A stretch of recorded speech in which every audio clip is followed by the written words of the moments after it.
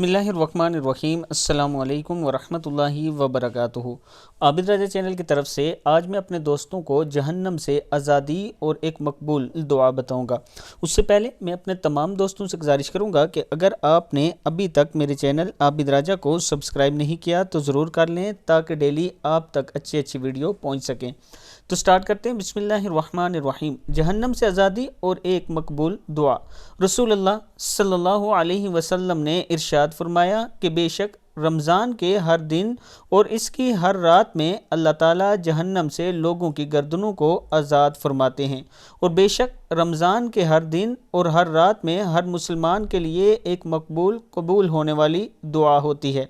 फिर सुन लें, रसूलुल्लाह सल्लल्लाहु अलैहि वसल्लम ने इरशाद फरमाया कि बेशक रमज़ान के हर दिन और इसकी हर रात में अल्लाह ताला जहन्नम से लोगों की गर्दनों को आज़ाद फरमाते हैं, और बेशक रमज़ान के हर दिन और हर रात में हर मुसलमान के लिए एक मकबूल कबूल होने वाली दुआ होती है।